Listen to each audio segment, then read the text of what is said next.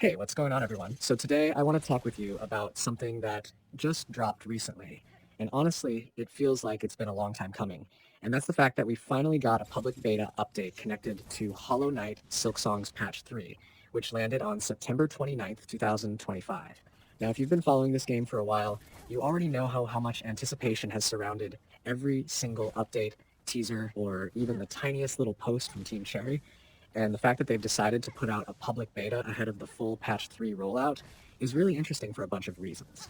Not only does it give players a chance to get their hands on new features early, but it also speaks to the way the developers are treating Silksong's ongoing support and quality improvements. So let's talk about what this update means, why it matters, what kinds of changes people are already noticing, and what it could hint at for the game's future. The thing about a public beta is that it's not just about bug fixes or behind-the-scenes tweaks. It's really an invitation for the community to step into the development process for a moment. Instead of everything being locked away until it's fully polished, we get to see what's being tested. And in the case of Patch 3's beta, one of the headline changes is the improved controller support. That might sound small on paper, but if you've ever played Hollow Knight or Silksong with anything less than smooth, responsive controls, you know how much that can impact the entire experience. These are games where movement is everything.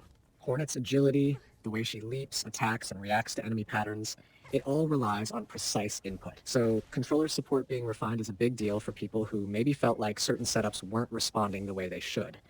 The beta makes it clear that Team Cherry is listening to that feedback and working on making sure no player feels held back by technical limitations. But that's not all that's tucked into this pre-patch 3 beta. Alongside controller support, there are a bunch of fixes aimed at smoothing out performance and ironing out bugs that players have been flagging since the full release earlier this month. And yeah, let's not gloss over the fact that Silksong only officially released on September 4th, 2025.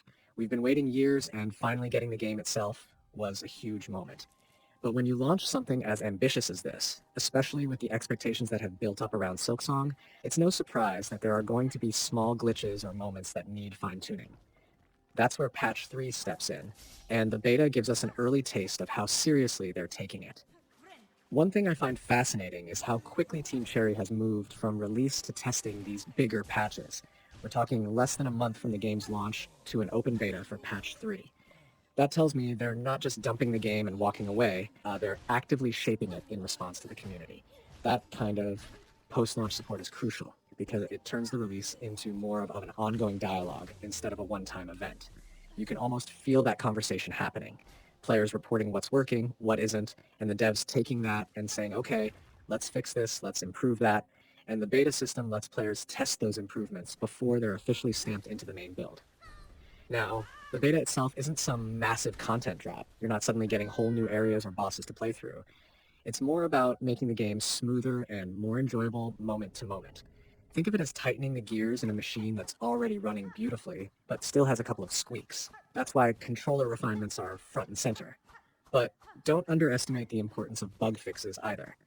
For example, some players had issues with certain abilities not chaining properly or environmental triggers behaving strangely. Little quirks like that can break immersion, and Hollow Knight has always been a game that thrives on pulling you deep into its atmosphere. So when something glitches, it feels way more noticeable. The beta is tackling some of those immersion-breaking issues, which in the long run makes the whole experience stronger. The other cool part of a beta is that it gives us an indirect glimpse into Team Cherry's priorities.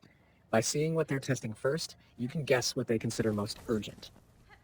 Controller support being at the top suggests they really value accessibility and smooth gameplay across setups, which makes sense given how global the audience for Silksong has become. This isn't just a niche indie anymore, it's a phenomenon. So making sure it feels great, whether you're on console, handheld, or PC, is key. And bug fixes point to them trying to stabilize the core experience before layering on anything bigger. It's a smart approach. Get the foundation perfect, then think about enhancements or extra content down the line. Another thing worth bringing up is the mood in the community around this beta. After waiting so long for Silksong's release, people are still riding that high of finally being able to play as Hornet and explore Farloom. But at the same time, there's that cautious optimism. Like, okay, the game is out, but how will it be supported? Will updates take forever? Will it feel abandoned once the initial buzz passes? The fact that Patch 3's beta is already public sends a strong message. It's basically Team Cherry saying, hey, we're here, we're active, and we want your input. That reassurance goes a long way. It keeps the community engaged, it keeps conversations flowing, and it builds trust that this game isn't going to stagnate. Of course, a beta isn't perfect. By definition, it's a test version. That means there could be hiccups, crashes, or unexpected side effects. Some players might jump in expecting everything to feel flawless and then be frustrated when they hit a bug. But that's the trade-off. You get to be part of shaping the patch, and in return, you deal with a little instability. For players who really care about the future of the game, that's usually a fair trade. And if you're more casual and just want the smoothest version, you can always wait for the final patch 3 rollout. But for those eager to contribute, the beta is a way to feel connected to the process. And I think that connection is something really important when it comes to Silksong in particular. This game has always felt like a collaboration between Team Cherry and the community, even if unofficially. The sheer amount of fan theories, artwork, speculation, and discussions leading up to release shows how deeply people care about this world. Having a beta where your feedback can influence the stability and polish of the game only deepens that sense of shared ownership. You're not just playing Silksong, you're helping refine it. Now, I also want to talk a bit about what patch 3 could mean beyond the fixes we're already seeing in the beta. If you look at how Hollow Knight was supported after launch back in the day, Team Cherry delivered multiple free expansions, each adding significant content and quality of life improvements. While we can't say for sure that Silksong will follow the exact same path, the fact that they're already moving on patching and testing this quickly is promising. It suggests a roadmap where the game keeps growing and improving, where these early patches lay the groundwork for bigger things down the road. Imagine once the foundation is rock solid, what kinds of new challenges, quests, or areas could get layered in next. That's where speculation gets exciting. For now, though, Patch 3's beta is really about stabilization. You've got controller tweaks, bug fixes, and performance smoothing being the big highlights. And the cool part is that these changes might not seem flashy on paper, but they have a direct impact on how enjoyable the game feels. When every input registers just right, when animations line up perfectly, when environments behave the way they should, you get lost in the flow of Silksong's combat and exploration. And that's where the game truly shines. These updates might not give you a new boss fight to scream about on social media, but they make every existing boss fight feel better. If you're someone considering whether to try the beta or not, here's how I'd look at it.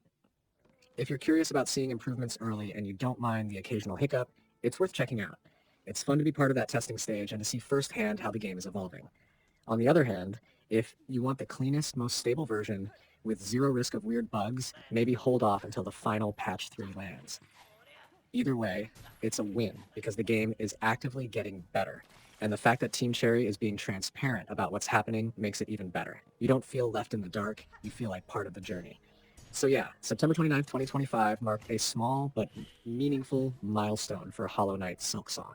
It wasn't a new trailer, it wasn't a content expansion, but it was a statement of intent. The public beta for Patch 3 shows that Team Cherry is serious about supporting the game, about listening to players, and about refining every detail until it shines.